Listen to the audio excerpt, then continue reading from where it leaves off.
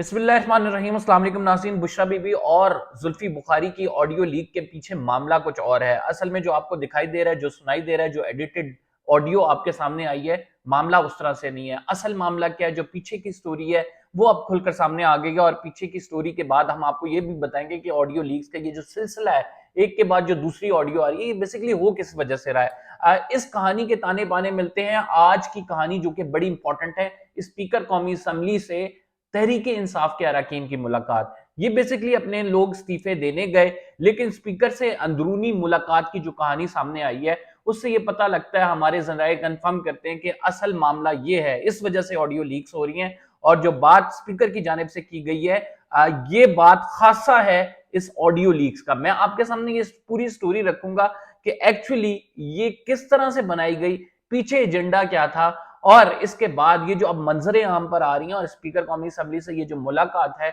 इसमें जो मामला तय हुए हैं, ये किस तरफ इशारा कर रहे हैं, और असल कहानी जो कि आवाम के सामने अभी तक नहीं आई है, वो खोलकर रखने की कोशिश करेंगे ताकि हकाइक का आपको पता लग सके। आपको पता हो कि हर दूसरे दिन नई ऑडियो क्यों आ रही है, और इमरान खान की ही क्यों आ रही है। दीगर लोगों की भी ऑडियोज मौजूद होंगी, पीडीएम की भी मौजूद होंगी, लेकिन इमरान खान के करने का मकसद है, दो मकसद हासिल करना चाहते हैं। दोनों मकसद आपके सामने रखूंगा। और आज की मुलाकात जो हुई है, स्पेशली इस हवाले से इनसाइड स्टोरी क्या है इस्तीफों के हवाले से, वो भी आपके सामने इस व्लॉग में रखेंगे। ये तमाम चीजें करने से पहले मैं आपको एक बुक का हवाला दे रहा हूं। राव रशीद साहब की ये बुक है। राव रशीद साहब आईबी के जो है वो डायरेक्टर रहे हैं, अहम पोस्ट पे रहे हैं। उस वो बुक है जो मैंने देखा, और वो तब की बुक है जब मशरकी पाकिस्तान जो है वो टूट रहा था। तो उस टाइम क्या हो रहा था, वो बुक और वो हालात जो है आजकल के हालात से बड़े सिंक्रोनाइज होते हुए नजर आ रहे हैं। और वो सिंक्रोनाइजेशन ऐसी है कि हमने उन हालात से अगर सीख के आज के हालात को देखें, आज की पिक्चर को देखें, तो बहुत सारी चीजें वाजे हो जाएंगी। तो मैंने ये बुक का हवाला इस वजह से दिया है कि आपको आगे चल के एक्सप्लेन कर सकूं कि इस बुक में क्या मुमासलत है आज के हालात के हवाले से। अगर आपने चैनल को सब्सक्राइब नहीं किया, सब्सक्राइब कर लें, बेल का आइकन जरूर दबाएं। राव रशीद साहब अपनी बुक में लिखते हैं कि मैं इंटेलिजेंस ब्यूरो का इंचार्ज था। मशरकी पाकिस्तान में लोगों के साथ ज्यादती हो रही थी। मशरकी पाकिस्तान टूटने लगा था। मशरकी पाकिस्तान की हालत अबतर थी, हालात बहुत कशीदा थे। ये तमाम बातें army chief general Yahya Khan को बता सकूं। जब याहिया खान को ये चीजें बताने आया तो रस्ते में ही रुका गया, और उसके बाद याहिया खान के गेट पे जो है उनके गार्ड्स की जानिब से किया गया। राव रशीद साहब फिर लिखते हैं कि मैंने उन्हें बताया कि हालात ऐसे हैं कि बहुत ज्यादा इमरजेंसी है और पाकिस्तान को नुकसान हो सकता है अगर मुलाकात ना हुई। मैंने उनको बताना है कि मशरकी पाकिस्तान के इस टाइम हालात कुछ सही नहीं है, और टूटने के दहाने पे है, मशरकी पाकिस्तान अलग होने के दहाने पे है। तो राव रशीद साहब ने गार्ड से जब ये बात की और कहा कि याहिया खान साहब को बुलाया जाए, तो याहिया खान एक अंडरवेयर में बाहर निकले। वो रात को रंग रंगीलियां मना रहे थे, और जब वो बाहर आए तो वो गुस्से हो गए। उनको जब बताया गया कि यहाँ पे बंगाल हमसे अलग होने लगा है, तो उन्होंने कहा जाकर के भाड़ में जाए बंगाली और बंगाल, और ये कह कर बुड़बुड़ाते हुए गुस्से में वो वापस चले गए। याहिया खान इतने गुस्से थे कि घर जाके भी उनके घर से आवाजें आती रहीं, और उनकी मिसेज ने उनको काबू करने की कोशिश की, और वो गुस्से से सीख पा थे और अपने मुलाजिमों को डांटे जा रहे थे।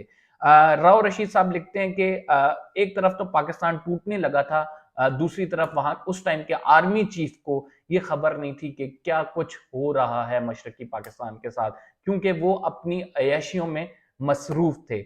अब जरा आजकल के हालात का जायजा लें।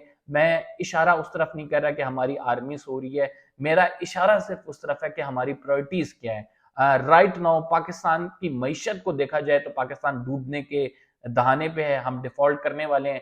6.1 अरब सिर्फ हमारे असासे रह गए हैं, लेकिन इस तमाम सूरत हाल में ऑडियो फैक्ट्री जो है वो हमारी प्रायोरिटी है। और ऑडियो फैक्ट्री में लोगों को इसके दो मकासद मैंने आपको शुरू में बताए थे। एक तो इमरान खान की पॉपुलैरिटी को डेंट डालना है। दूसरा बहुत बड़ा मकसद इसका ये है कि इमरान खान साहब को जो है अपनी टर्म्स एंड कंडीशन पे लाया जाए। वो टर्म्स एंड कंडीशन क्या है, आज की कहानी से आपको वाजे हो जाएंगी।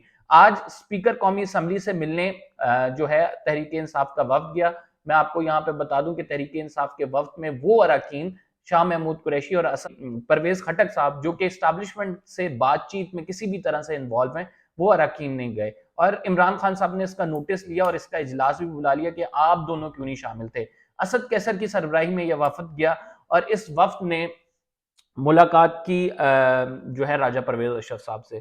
खैर ये तमाम लोग थे। राजा परवेज अशरफ साहब ने कहा कि आप आए बैठें। मुलाकात शुरू हुई तो राजा परवेज अशरफ ने कहा कि इस्तीफे देने का एक तरीका कार है और इंडिविजुअल आके हर बंदे ने अपने आप को बताना होता है, अपना इंटेंशन बतानी होती है। वो किसी दबाव में नहीं दे रहा, जो कि रूल्स ऑफ बिजनेस है। लेकिन आप ये बात तो छोड़ें, असल बात हम आपकी तरफ अब बताते हैं। ये बेसिकली ये तारीख का हिस्सा है जो मैंने आपको एक खोल के बताया। फिर असद कैसर साहब ने कहा कि ऐसा करते हैं कि आप जो है असम्बली में वापस आ जाएं। आप लाखों लोगों की नुमाइंदगी करते हैं, आपकी वजह से जो है हल्के के काम होते हैं। आप वापस आ जाएं। सियासी लोगों को तो हमेशा सियासी हल निकालना चाहिए और आप वापस आकर यहाँ पर सियासत करें। हम आपको स्पीकर हूं, मैं आपको डाइस भी दूंगा, आपके हल्के की नुमाइंदगी भी होगी, तो इसे रिकंसिडर करें ऑप्शन को और दोबारा वापस आ जाएं, इस्तीफों को छोड़ें मामला। ये कहा और इस्तीफों का जो आईनी आप ये कह सकते हैं मुतालबा था, जो कहा गया था, वो रद्द कर दिया गया स्पीकर की जानिब से। उसकी वजह ये थी कि स्पीकर ने कहा कि मैस रेजिग्नेशन मैं एक्सेप्ट नहीं करूंगा। इसके बाद स्पीकर ने फर्दन फर्दन हर शख्स को मिलकर लिफ्ट में वापस भेजा। लेकिन अब सवाल यहाँ पे ये पैदा होता है कि स्पीकर की जानिब से तहरीक इंसाफ के अरकान को यह तनबीह क्यों की गई और असल में पीछे कहानी क्या है। जो जो टर्म्स एंड कंडीशन, जिन टर्म्स एंड कंडीशन पे एस्टैब्लिशमेंट इमरान खान साहब को लाना चाहती है, वो यही है कि आप वापस असम्बली जाएं, अपनी सियासत में रोल प्ले करें। हम ऑडियो लीक्स का ये सिलसिला रुकवा देंगे। इमरान खान साहब ने खुद सदर आरिफ अलवी के थ्रू भी ये दरखास्त की है एस्टैब्लिशमेंट से कि ये सिलसिला रुकना चाहिए। इससे हमारे मुआशरे में एक तो आपको पता है कि जिस तरह से ये ऑडियो लीक्स आ रही हैं, ये इस लेवल की होती हैं कि हम उसको डिस्कस भी नहीं कर सकते हैं, खसूसन फैमिली में डिस्कस नहीं हो सकती। तो ये चीज सिलसिला रुकना चाहिए। तो आप ये कह सकते हैं कि जो ख्वाहिश जाहिर की गई है वो ये है कि आप वापस असम्बली आए और आईनी तरीकाकार है उसके तहत जो है अपनी जंग लड़ सकते हैं। अदरवाइज ये असम्बली से बाहर रह के मुल्क को नुकसान हो रहा है। तो पीछे जो कहानी है वो आपको मैंने बता दी है कि ये कहानी है, ऑडियो लीक्स का ये मामला है। इस वजह से हर दूसरे दिन ऑडियो लीक्स निकाली जा रही हैं। इमरान खान की शोहरत पे डंड भी डालना है और उसका मकसद ये है कि आइंदा आने वाले इलेक्शन में अगर इमरान खान 2/3 मेजॉरिटी के साथ आने का कह रहे थे तो उसको डंड डाल के एटलीस्ट कम किया जाए और अभी इंतखाबात ना कराए जाए। इसी वजह से ये तमाम सोशे जो है आप देख रहे हैं कि टेक्नोक्रेट सेटअप के हवाले से बात हो जाए, फिर कोई और बात हो जाए, तो किए जा रहे हैं। और इनका जो मामला है वो ले दे के जुड़ता है कि पॉपुलैरिटी राइट नाउ, ये मैंने आपको रिपोर्ट भी शेयर की थी जिसमें खुफिया एजेंसी की रिपोर्ट थी जिसमें बताया गया था कि तहरीक इंसाफ इस टाइम मोस्ट पॉपुलर पार्टी है। 63 सीट्स उसने बाय इलेक्शंस में, सॉरी लोकल बॉडीज इलेक्शन में इस्लामाबाद से सिर्फ लेनी थी। तो आप यकीन कर लें कि मुल्क के दूसरे हिस्सों में अगर तहरीक इंसाफ का ग्राफ देखें राइट नाउ तो पॉपुलैरिटी ग्राफ बड़ा हाई है। और यही वजह है कि एस्टैब्लिशमेंट और पीडीएम दोनों ये चाहते हैं कि इस ग्राफ को किसी तरह से नीचे लाया जाए और उसके बाद फिर जनरल इलेक्शन की बारी आएगी, उसके बाद फिर बाकी चीजों को देखा जाएगा। लेकिन राइट नाउ फेवर में नहीं है ये किसी के भी के जनरल इलेक्शंस हों। यही वजह है कि तहरीक इंसाफ को कहा जा रहा है कि आप असम्बलियों में जाके अपना रोल प्ले करें। फिलहाल के लिए इतना ही। कंपर जैदी को इजाजत दीजिए, इंशाल्लाह अगले ब्लॉग में आपसे मुलाकात होगी। अल्लाह हाफ़िज़।